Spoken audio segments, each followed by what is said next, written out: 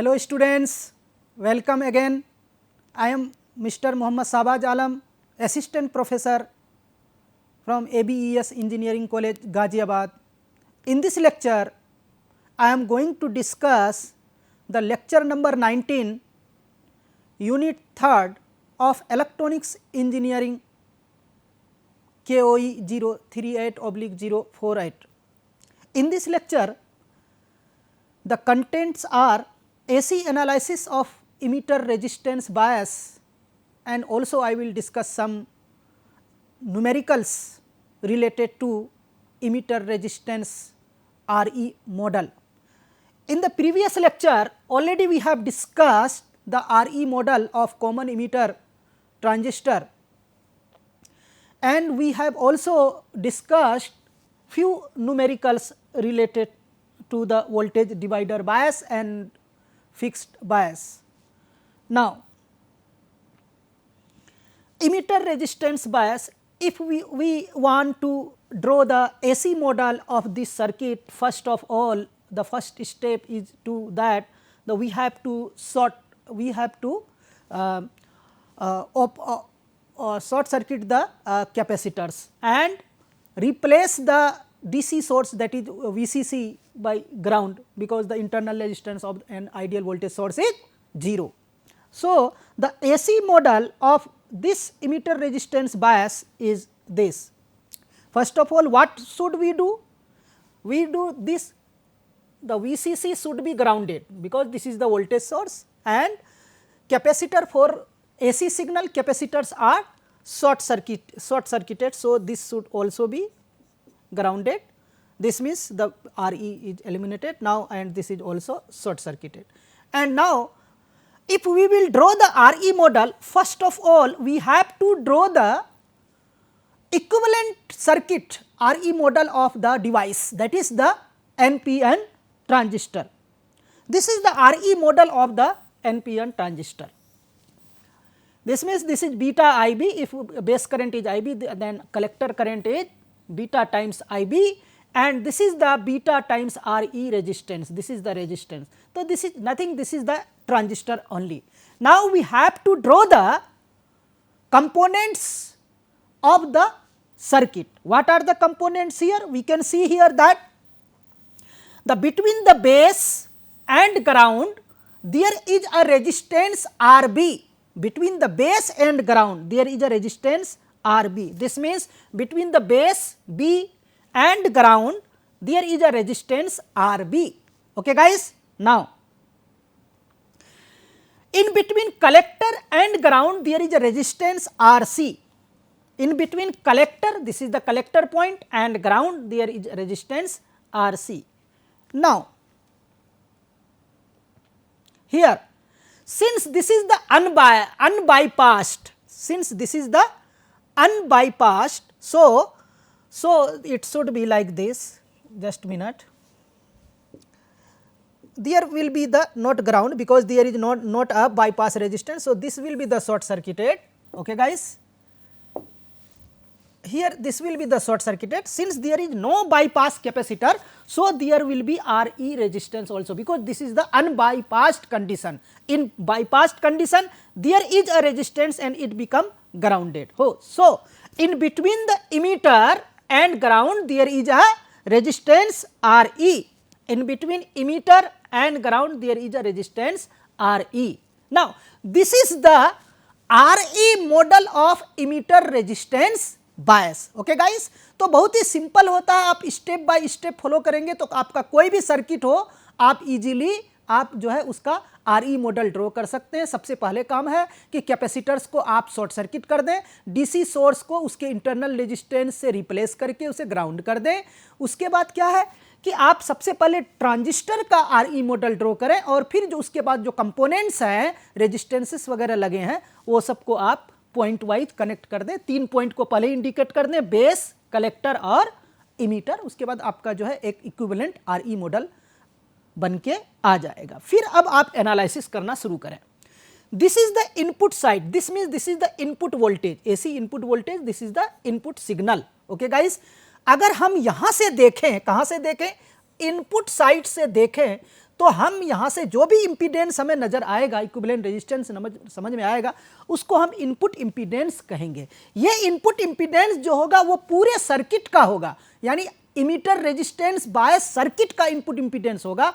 लेकिन अगर हम यहां से सिर्फ देखें तो ये जो इनपुट इंपीडेंस हमको नजर आएगा ये सिर्फ ट्रांजिस्टर डिवाइस का इनपुट रेजिस्टेंस होगा। तो एक तरह से आप कह सकते हैं कि दो तरह का इनपुट इंपीडेंस यहां पे रिफ्लेक्ट हो रहा है, एक सिर्फ डिवाइस का यानी ट्रांजिस्टर का, और एक पूरे सर्किट का।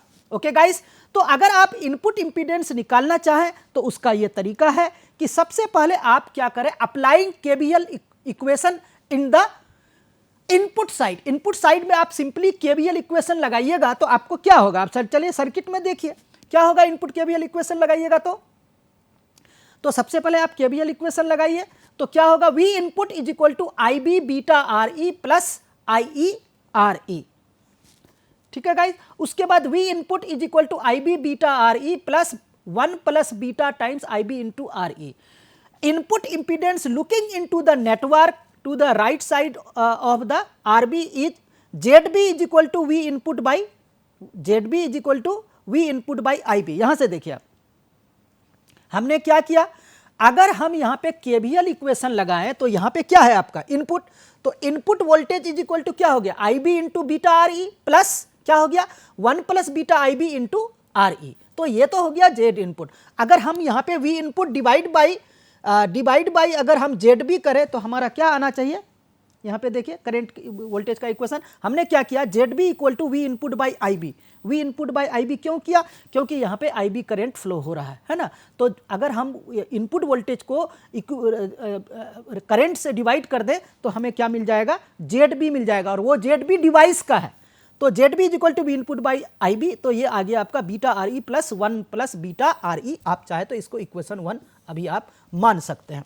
उसके बाद जेड बी, अब आप देखिए यहाँ पे 1 प्लस बीटा, चूंकि बीटा की वैल्यू बहुत बड़ी होती है 1 से, beta is greater than 1, so that 1 plus beta is approximately equal to beta, so that it is equal to beta into R E plus capital R E. तो this is the Z B. Now what about the input impedance of the overall circuit. तो यहां पे आप ध्यान से देखिए इस circuit में, चलिए दोबारा सर्किट में देखिए, अगर मैं ये जेड इनपुट निकालना चाहूं तो जेड इनपुट क्या होगा, ये आर बी और यहां के बीच में जेड बी, यहां के बीच में इन दोनों के टर्मिनल के बीच में क्या है इक्विवेलेंट जेड बी। तो आर बी और जेड बी क्या हो गया, पैरेलल में हो गया। तो इस तरह से हम निकाल सकते हैं कि Z B is equal to इतना Z I input impedance of the overall circuit is equal to R B parallel Z B, R B parallel Z B. ठीक है गाइस, तो इस तरह से हम इनपुट इंपीडेंस निकाल सकते हैं। अब आ जाइए output impedance. What about the output impedance, चलिए वहां से चलते हैं।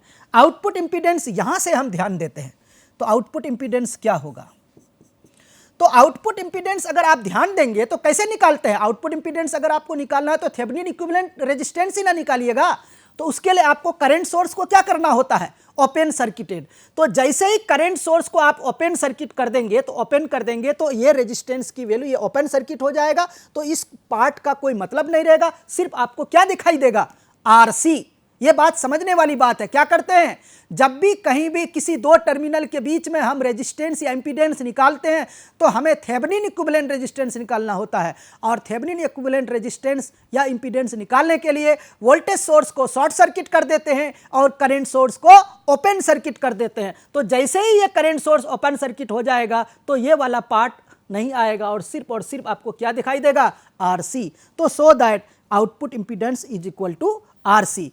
यहां पे ध्यान देने की एक बात और जरूरत है, कई बार जो है ट्रांजिस्टर का आउटपुट इंपीडेंस यानी जिसको आप लोग आर नोट कहते हैं, स्मॉल आर नोट की वैल्यू गिवन होती है, लेट से 50 किलो ओम। तो अगर ये 50 किलो ओम आर नोट की वैल्यू गिवन होती तो आपका कहानी कुछ और होता, क्योंकि यहां पे एक और रेजिस्टेंस आता, क्या आता गाइस, आर नोट। तो ऐसी स्थिति में ये ओपन होता लेकिन आर नोट और आर ई की वैल्यू यहां पे काउंट होता, तो उसका कैलकुलेशन फिर यहां पे अलग होता और जेड आउटपुट आरसी नहीं होता, आरसी कुछ और होता। तो आपको हर एक कंडीशन में आरसी नहीं होता है, आपको ध्यान देना पड़ेगा। Okay guys, now continue.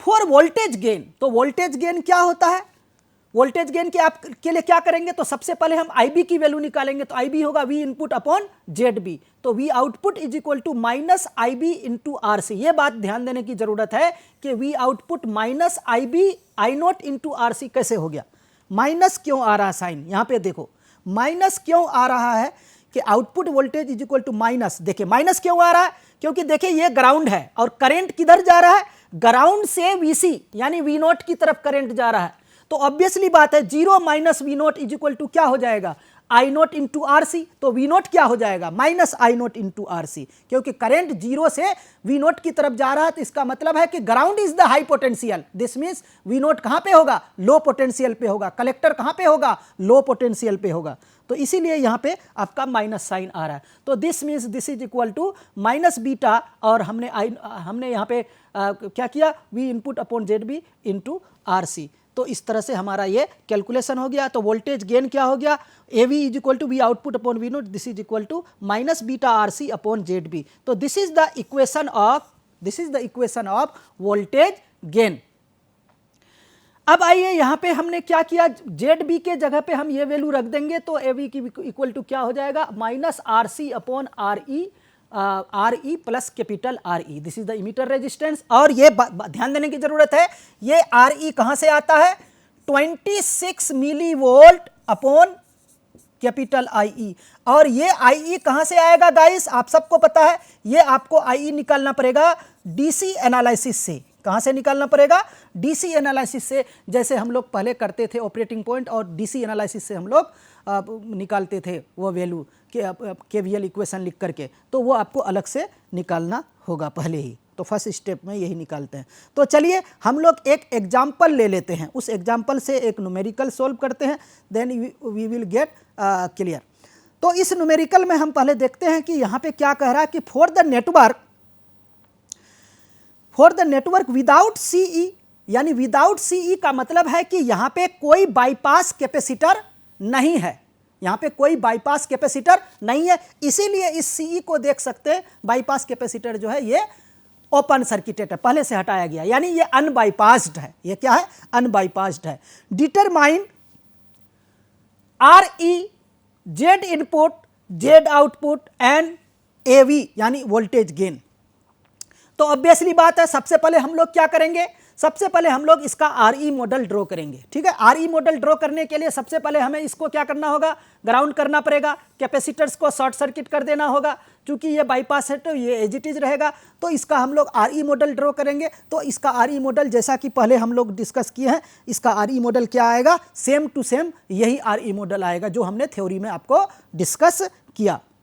उसके बाद तो सबसे पहले हमें क्या करना होगा, DC एनालिसिस करनी होगी। DC एनालिसिस से हमें क्यों DC एनालिसिस करनी होगी, क्योंकि हमें इमीटर रेजिस्टेंस निकालना होगा।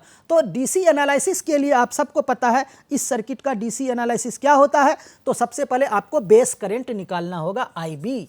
तो IB इज इक्वल टू क्या होगा इस सर्किट का, IB इक्वल टू के लिए क्या करेंगे आप, VCC आएगा यहाँ पे, माइनस VBE आएगा, और अपॉन क्या आएगा यहाँ पे, अपॉन आएगा RB, और प्लस क्या आ जाएगा यहाँ पे 1 प्लस बीटा RE आ जाएगा। तो इससे आपको बेस करंट की वैल्यू मालूम हो जाएगा, इससे आपको क्या हो जाएगा, बेस करंट की वैल्यू मालूम हो जाएगा। तो ये बेस करंट की वैल्यू ये निकाला है 35.89 माइक्रो एम्पियर, ठीक है गाइस। वही सेम चीज हमने रखा है यहाँ पे, KVL इक्वेशन अप्लाई किया इनपुट में, और इस तरह से हमें ये माइक्रो एम्पियर में करंट निकल गया। और आप सबको पता है जब बेस करंट निकल गया तो हम इमीटर करंट कैसे निकाल सकते हैं, 1 plus beta times base current होता है, तो इसीलिए 1 प्लस बीटा, तो 1 बीटा की वैल्यू 120 है, ये क्वेश्चन में गिवन है, आप देख सकते हैं क्वेश्चन में बीटा की वैल्यू 120 गिवन है, तो इसलिए चिंता की कोई बात नहीं है। तो हम चलते हैं 1 प्लस, तो ये क्या हो गया 121, और IB की वैल्यू 35.89 माइक्रो एम्पियर, तो this is equal to 4.34 milli ampere. तो इमीटर करंट जो है IE, उसकी वैल्यू 4.34 मिली एम्पियर आ जाता है। Now we have to calculate the emitter resistance RE का फॉर्मूला होता है 26 मिली वोल्ट अपॉन IE, तो 26 मिली वोल्ट अपॉन दिस, तो ये हो गया 5.99 ओम। ये क्या हो गया गाइस, 5.99 ओम। ये मिली और मिली कैंसिल हो गया, तो अब आप देख सकते हैं ये 5.99 ओम हो गया। ठीक है गाइस, अगर आपको इसको किलो ओम में निकालना है तो चूंकि सर्किट में अदर रेजिस्टेंस किलो ओम में गिवन होगा तो आप इसको कह सकते हैं 0.0599 किलो ओम। ठीक है गाइस, तो इस तरह से ये किलो ओम में रेजिस्टेंस आप निकाल सकते हो। अब आते हैं, अब हम एक कंडीशन देख लेते हैं, है ना, एक कंडीशन देख लेते हैं कि आर नोट की वैल्यू क्या है। कंडीशन क्या है, R naught is greater than 10 times R C plus R E we obtain, तो 40 किलो ओम, तो ये कंडीशन फुलफिल होगा, ये सेटिस्फाइड हो रहा है। इसका मतलब 40 किलो ओम जो है इस वैल्यू से बड़ी है, इसका मतलब ये सेटिस्फाइड हो रहा है। इसीलिए हम यहाँ पे क्या कर सकते हैं गाइस कि Z B equal to beta into R E plus capital R E इतना दिस प्लस दिस, तो ये हो गया 67.92 kilo ohm. Therefore Z B equal to 67.92 kilo ohm. तो अब हम आते हैं, जेड बी निकाल लिया हमें, तो जेड इनपुट क्या होता है, आपको बताया था फॉर्मूला में, जेड इनपुट होता है, यहाँ पे आप सर्किट से देख सकते हैं दोबारा। तो जेड इनपुट क्या होगा, हमने जेड बी निकाल लिया, और जेड इनपुट निकालने के लिए R B parallel Z B करना होगा। तो R B parallel Z B, तो R B parallel Z B करने से हमारा क्या होगा, 470 किलो ओम, क्योंकि आर बी की वैल्यू 470 किलो ओम दिया हुआ है, और हमने जेड बी की वैल्यू 67.92 किलो ओम निकाला। तो यहाँ से आप फॉर्मूला अप्लाई करेंगे, ये फॉर्मूला क्या होता है, 470 इंटू 67.92 अपॉन क्या होता है, प्लस हो जाता है, R1 प्लस R2 हो जाता है, 470 प्लस 67.92। तो जब आप ये वैल्यू निकालेंगे कैलकुलेटर से तो we will get the value of 59.34 kilo ohm. तो अब आते हैं, ये जेड इनपुट तो हमने कैलकुलेट कर लिया, अब क्या आते हैं सी पॉइंट में, क्या निकालना है, Z note. Obviously Z note आप सबको पता है कि जेड नोट क्या होगा, यहाँ पे आप देखिए, पहले चलते हैं थ्योरी में, जेड नोट के लिए इसको ओपन कर देंगे तो जेड नोट आ जाएगा सिर्फ आरसी, क्योंकि ये करंट सोर्स ओपन सर्किटेड हो जाएगा। तो इस तरह से आप जो है जेड नोट की वैल्यू क्या हो जाएगा, आरसी, और आरसी की वैल्यू 2.2 किलो ओम गिवन है। Now R naught is greater than 10 R C satisfied, इसलिए हम वहाँ पे अप्रोक्सीमेट कंडीशन लगाएंगे, क्या आ जाएगा, minus beta R C upon Z B, तो बीटा और R C upon Z B, तो ये वैल्यू आ जाएगा -3.89। ठीक है, चूंकि वोल्टेज गेन है तो इसका कोई यहाँ पे वो यूनिट नहीं होगा, सिंपल क्या होगा, वैल्यू न्यूमेरिकल वैल्यू होगा, -3.89 वैल्यू आएगा। अगर मान लो इसी क्वेश्चन में आपको ये गिवन होता, यहाँ पे ई पॉइंट में, इसी क्वेश्चन में आपको कहता कि अगर ई पॉइंट में कहता कि if we input is equal to suppose let say 10 milli volt, अगर आपको ये वैल्यू कहता, और देन आपको निकालना था, क्या निकालना था, वी नोट की वैल्यू क्या होगी। अगर इस क्वेश्चन में एक पार्ट और ऐड होता तो आप इसको कैसे सोल्व करते, आपने तो वोल्टेज गेन निकाल ही लिया है, तो अब क्या टेंशन है, अब कोई टेंशन नहीं है, वोल्टेज गेन निकाल लिए हैं, तो वी नोट क्या होगा, चलो ई पार्ट करते हैं, है ना। तो वी नोट क्या होता है, वी नोट होता है A V into we input, है ना। तो यहाँ पे क्या हो गया, ए वी क्या है, -3.89, और वी इनपुट की वैल्यू 10 मिली वोल्ट। ठीक है, ठीक है गाइस, तो ये क्या हो गया, इसका मतलब 38.9 मिली वोल्ट आ गया आपका आंसर। अब आप कोई कहोगे कि सर माइनस साइन क्यों आ रहा है, ऑब्वियसली कॉमन इमीटर है, तो आप सबको पता है इनपुट और आउटपुट के बीच का जो फेज डिफरेंस होता है वो 180 डिग्री का होता है। क्या होता है, इनपुट और आउटपुट के बीच का फेज डिफरेंस 180 डिग्री का होता है, तो इसमें तो कोई बड़ी बात नहीं है, माइनस तो आना ही था। तो अब हम चलते हैं एक और क्वेश्चन पे, है ना। फॉर द नेटवर्क, ये वोल्टेज डिवाइडर बायस का है, for the network determine the R E Z input Z output. यहाँ पे देखिए आर नोट की वैल्यू इन्फिनिटी दिया हुआ है ना, और ए बी निकालना कब, आर नोट की वैल्यू इन्फिनिटी देने पे। The parameters of part B through D, R naught की वैल्यू 50 किलो ओम मान करके आपको निकालना है और कंपेयर करना है। यानी आप सबको बताया था मैंने इन द प्रीवियस लेक्चर कि इसकी वैल्यू दो तरीके से आता है। कई बार आर नोट की वैल्यू गिवन होती है तो वो वैल्यू लेना है, तब हम उसको प्रैक्टिकल मान लेते हैं, प्रैक्टिकल ट्रांजिस्टर। और कई बार आर नोट की वैल्यू गिवन नहीं होती है तो हम उस समय पे ट्रांजिस्टर को आइडियल मानते हैं। आइडियल का मतलब कि आर नोट की वैल्यू हम उस समय इन्फिनिटी मान लेते हैं, इन्फिनिटी यानी ओपन सर्किट, इसीलिए आर नोट कंसीडर नहीं की जाती है। तो इस क्वेश्चन में अब आप हम लोग देखते हैं, डिस्कस कर लेते हैं, है ना। तो आप सब याद कीजिए, दोबारा थोड़ा रिकेप कीजिए, क्या होता है, Z input R B parallel Z B होता है।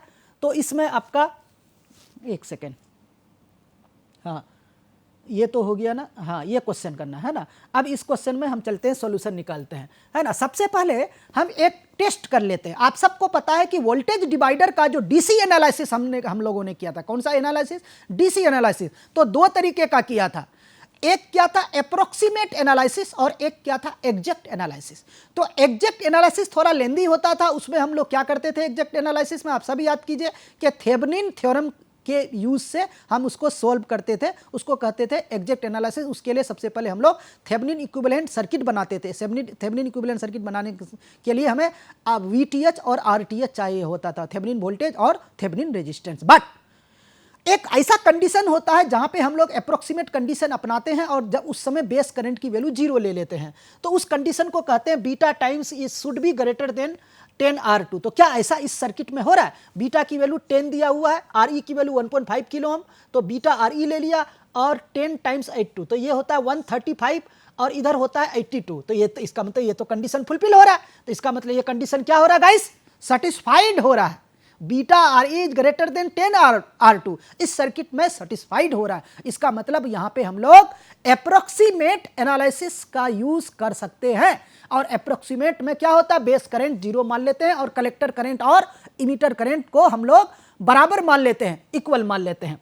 तो ऐसे कंडीशन में हम VB की वैल्यू ये आ गया, इस तरह से हम VB की वैल्यू निकाल लेते हैं वोल्टेज डिवाइडर मेथड से, 2.81 वोल्ट हो जाता है। और VE की वैल्यू क्या होता है, VE की वैल्यू VB माइनस VB। अब आप कहोगे सर ये कैसे हुआ, हम नहीं मानते। तो देखो बेटा क्या होगा, VBE क्या होता है, VB माइनस VE, और हमें क्या निकालना है VE। तो VE बताओ क्या हो जाएगा, उधर जाएगा साइड चेंज साइन चेंज, तो VB प्लस VBE होगा कि नहीं होगा बताओ। तो वही सेम चीज हम लोगों ने यहां पे किया। VE की वैल्यू क्या हो जाएगा, VB माइनस होगा यहां पे VB,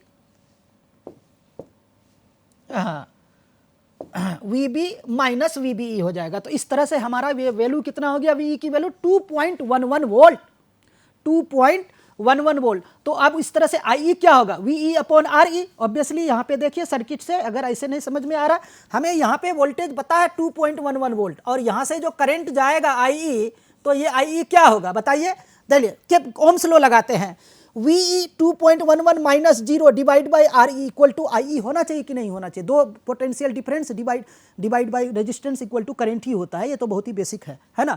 तो इस तरह से हम IE की वैल्यू निकाल लिए। IE की वैल्यू कितना हो गया, 1.41 मिली एम्पियर। ठीक है गाइस।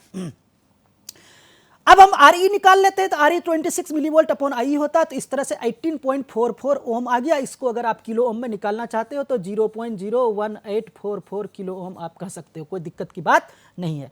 अब आ जाइए R डैश क्या हो गया, R1 पैरेलल R2 ऑब्वियसली, तो ये हो गया 26 पैरेलल इतना, तो ये हो गया 7.15 किलो ओम। तो Z इनपुट क्या हो गया, R डैश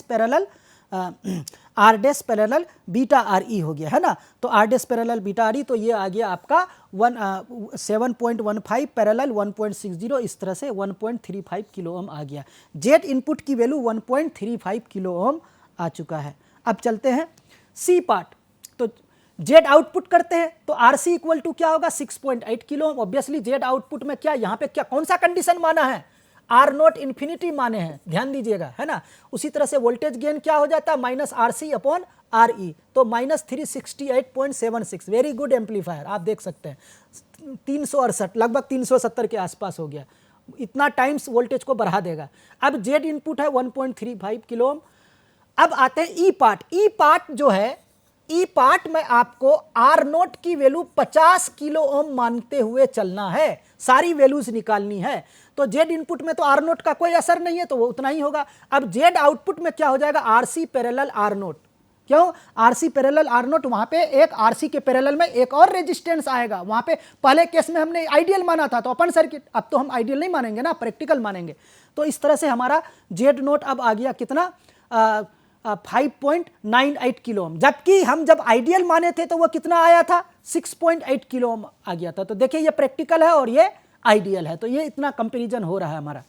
अब वोल्टेज गेन क्या हो गया, वोल्टेज गेन अब देखिए माइनस RC बाई RE नहीं आएगा, minus RC parallel R0 by RE आएगा। तो ये आ गया आपका माइनस 324.3। अब जबकि आइडियल केस में क्या आया था, R0 इन्फिनिटी मानने पे 368.76 आया था। तो ये आप कंपैरिजन कर सकते हैं। तो this is all about the comparison of two case when we have taken R naught infinity and we have taken R naught 50 kilo ohm. तो ओके गाइज, इस तरह से आपको घबराना नहीं है, कोई भी न्यूमेरिकल है स्टेप बाय स्टेप सोल्व कर सकते हैं। अब इस न्यूमेरिकल में कह रहा for the network given below determine this this this, तो इस तरह से आपको इस न्यूमेरिकल को भी आपको सोल्व करना है। तो इस न्यूमेरिकल को भी सोल्व करने के लिए कुछ नहीं है, आप इस तरह से स्टेप कर सकते हैं एनालिसिस। सबसे पहले RE 5.99 आ गया, RE 5.99 the analysis same RE, क्योंकि वो पुराना ही न्यूमेरिकल है, ठीक है ना। कौन सा, इससे पहले जो हमने एक न्यूमेरिकल किया था, और Z input RB parallel Z भी, इस तरह से 470 किलो ओम पैरेलल इतना हो गया, तो इतना ओम आ गया आपका, है ना। ये वही वाला न्यूमेरिकल है, ठीक है ना। Z naught equal to RC, ये 2.2 हो गया। इस तरह से आपको वोल्टेज गेन भी इतना आ गया, ठीक है ना। तो ये इसका सोल्यूशन हो गया इस वाले न्यूमेरिकल का। अब इसमें कौन सा न्यूमेरिकल है, ये बाईपास्ड है। इससे पहले एक न्यूमेरिकल सेम किए थे, वो अनबाईपास्ड था, और ये बाईपास्ड है। तो इस तरह से आ गया। अब आइए इमीटर फॉलोवर, हमने दो एग्जांपल ले लिए। अब एक अलग से सर्किट होता है कॉमन कलेक्टर, यानी इमीटर फॉलोवर सर्किट। तो ये इमीटर फॉलोवर सर्किट है। इसका ऐसी एनालिसिस के लिए इसको आप ग्राउंड करेंगे, इसको शॉर्ट सर्किट कर देंगे, इसे भी शॉर्ट सर्किट कर देंगे। अब इसका RE मॉडल ड्रॉ कर लेते हैं।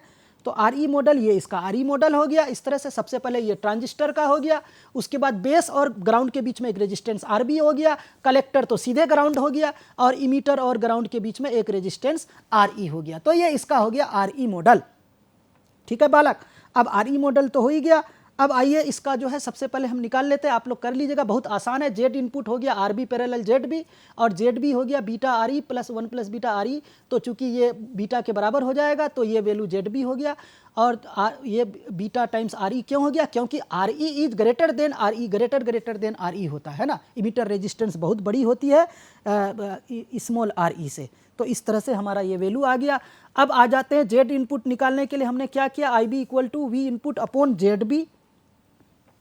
इस तरह से ये सारी वैल्यूज़ आ गई, और हमारा इस तरह से हमने IE की वैल्यू भी निकाल लिया। और इस तरह से करके आप फाइनली आप सोल्व करेंगे तो IE की वैल्यू आ जाएगा V input upon RE plus capital R। ये सारी चीज़ें अप्रोक्सीमेट करके हम लोग निकाल सकते हैं, ठीक है ना। अब यहाँ पे अब आप देख सकते हैं हमने एक सर्किट ड्रॉ किया है, उसी कौन से इक्वेशन से, इनपुट इक्वेशन से। इस तरह से हमारा आ गया कि V इनपुट प्लस ये RE है और ये बीटा RE। तो इस तरह हमने किया, तो Z आउटपुट हो गया, क्या हो गया, RE पैरेलल। तो जब आप Z आउटपुट निकालोगे तो इसको क्या करोगे, शॉर्ट कर दोगे, तो ये दोनों पैरेलल आ जाएगा, और V आउटपुट क्या हो जाएगा, RE V इनपुट दिस। इस तरह से हम लोग वोल्टेज गेन की वैल्यू निकाल लेते हैं। यहाँ पे ध्यान देने की बात है, वोल्टेज गेन आपका पॉजिटिव आएगा, क्योंकि कॉमन कलेक्टर में वोल्टेज गेन पॉजिटिव आ जाता है। अब RE divide by RE plus RE, तो ये RE बहुत छोटी होती है, तो RE अपॉन RE हो गया, इसलिए अप्रोक्सीमेटली इक्वल टू 1 होता है। तो यहाँ पे ध्यान देने वाली बात है कि कॉमन कलेक्टर कन्फिगुरेशन जो होता है, आप लोग एक बार प्रैक्टिस कर लेना यहाँ पे, कि कॉमन कलेक्टर कन्फिगुरेशन का वोल्टेज गेन 1 होता है, इसीलिए कॉमन कलेक्टर को एम्पलीफायर की तरह यूज नहीं किया जाता है, सिर्फ कॉमन बेस और कॉमन इमीटर यूज किया जाता है। ओके गाइस, तो ये लेक्चर खत्म होता है, ये ऐसी एनालिसिस खत्म होता है। इसके बाद हम लोग फेट स्टार्ट करेंगे। तो इस तरह से ये रेफरेंसेस है, रॉबर्ट एल बॉयस्टेड से लिया गया। Okay guys, see you again, thank you.